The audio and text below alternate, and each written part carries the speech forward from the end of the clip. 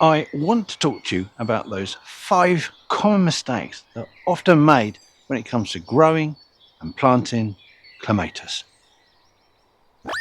And yes, I will be including those twin clematis nightmares, when to prune and Clematis Wilt.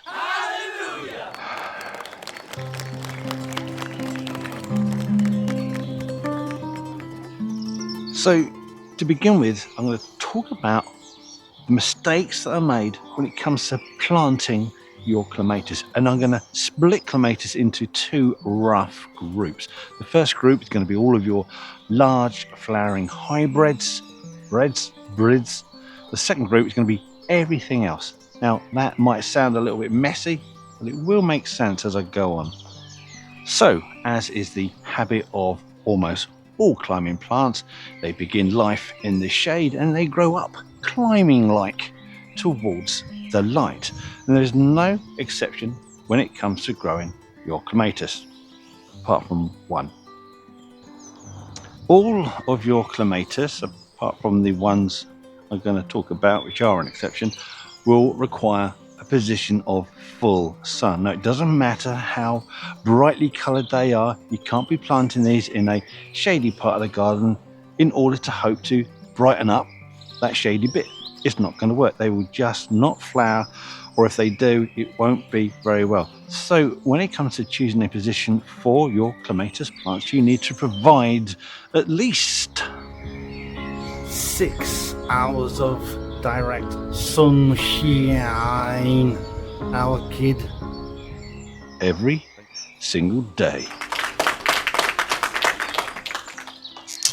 However, when it comes to your large flowering hybrids with their brightly coloured petals, there is a problem if you plant these in full sun.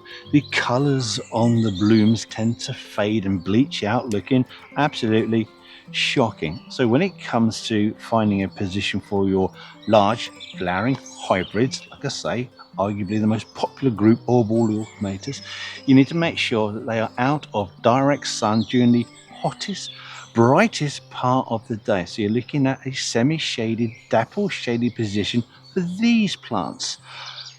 The foliage itself, the plant itself, is absolutely fine. But if you're trying to produce the very best coloured blooms, you're going to need to keep them away from direct sun during the hottest, brightest part of the day. There you go. I said it.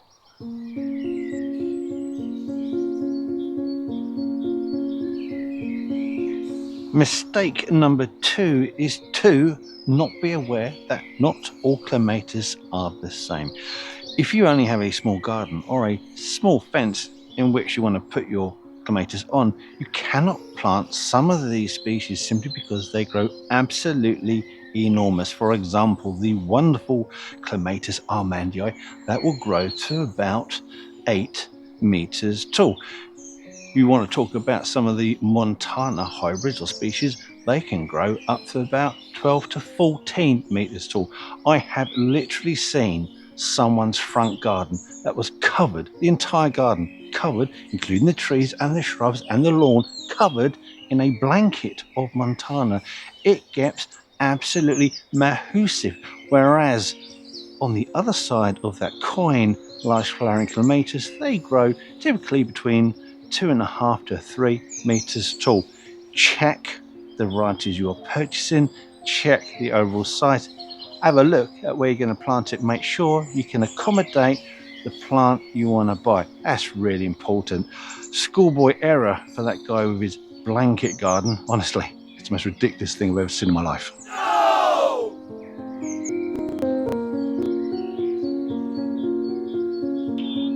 Mistake number 3 has to do with planting clematis next to a brick wall. As we've said earlier, it needs direct sun. So when you're planting it on a brick wall, you plant it on the south facing side of the wall, which means you're going to get all the heat. And with brick walls, they tend to suck out all the moisture from the soil at the base of the wall. So when you're planting your clematis, you don't plant it next to the wall. You're going to have to pull it away from the wall, really at least 18 inches, but really 2 foot, 2.5 foot would be far better, simply because the roots of clematis require permanently moist conditions throughout the year, and you can't provide that if you planted your root ball right next to a brick wall. So don't do that one.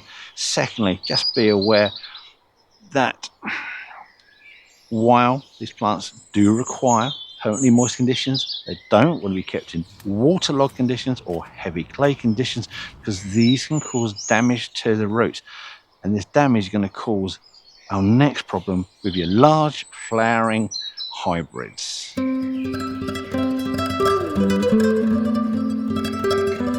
That is right. Mistake number 4 is Clematis Wilt, a rather nasty soil-borne fungal infection that can also get airborne. Spores can be lifted into the air in rain, or if you're watering your watering can or whatever, all over the place. They get into damaged parts of the roots or damaged part of the leaves, and this is one of the reasons why you don't want to keep these plants in waterlogged conditions, because you can get root death, and that will allow a fungal infection to get inside.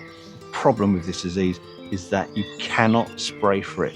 Yes, we know it's a fungus, but you can't apply a fungicide to it and expect it to work. It lives in the water-bearing tubes of your plant's vascular system, so it's not going to have any effect, and that's why it's such a devastating disease. It blocks these pipes. Within a few hours or a couple of days, your plant is probably completely dead.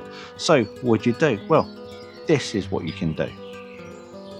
Now, the good news, which is also still bad news, is that it's only really your large flowering hybrid clematis that are affected by Clematis Wilt, although there is some talk that there are some Montana varieties out there that are also susceptible to it. But the management of the control of this disease is to bury your root ball. You dig a deeper hole and you sink that root ball 2 inches, 3 inches, up to 6 inches deep, and cover it up.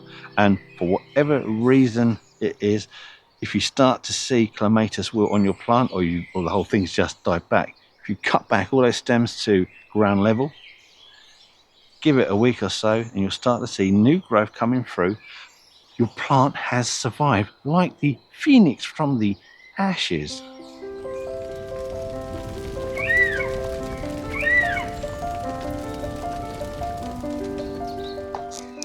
Well, I mean, don't get too carried away, because it can get a secondary infection from the same disease later on in the season. So, to put it in a nutshell, it's only really the large flowering hybrids that suffer from this. To manage that, you need to bury the root ball about 2 to 6 inches deep. And when it comes to watering, don't water the foliage if you were ever going to water these things. I know the rain will do it anyway, but what else are you going to do? It lives outside in your garden. And there you go. That's all I have to say about Clematis Wilt.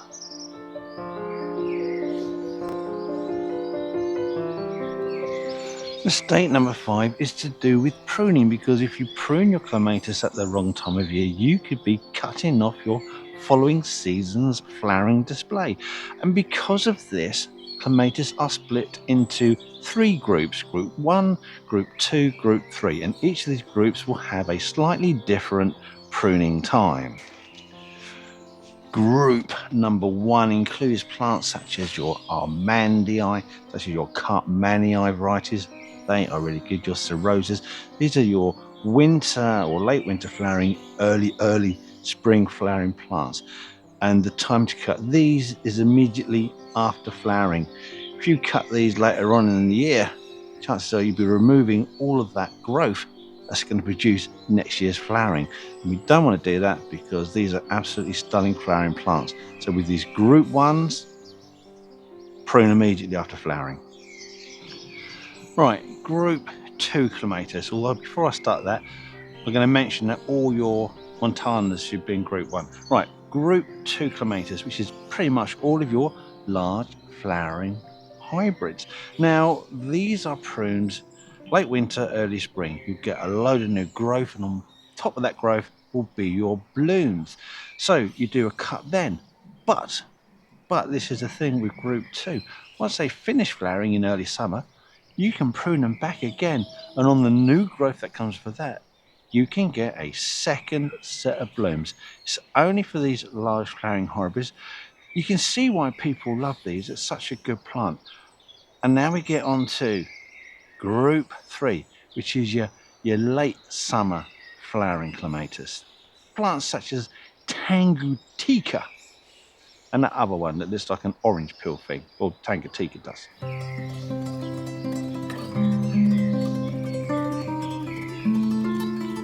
So your group 3 clematis are those plants that flower late summer, but they also flower on the new season's wood. So once again, like your group 2 clematis, you cut these back quite hard around about February, so end of the winter, early spring. But unlike your group 2 clematis, if you wanted to cut these again once they finish flowering, you're not going to get the new blooms or any more blooms when you get that new flush of growth come through. And that's kind of about it. Although I did want to mention that it's often said about clematis, you keep the heads in the sun, because like I say, they require full sun apart from your large strain hybrids, because they bleach out the blooms. And then the feet in the shade, and again that's partly due to you don't want the roots from drying out, because the whole plant will dry out. It's not good. So they often have plants planted around them to keep the shade in, but you don't want a plant that's going to compete for moisture at the soil. That wouldn't work. So you do get people just putting down some slates or some stones above the root ball, but there are other mistakes that can be made, and if you want to add those, you can put them in the comments. We would genuinely love to hear from you. Anyway, thanks for watching. Hopefully that's helped clear up some of the confusion when it comes to growing clematis. And with luck, we'll see you in the next video. Goodbye.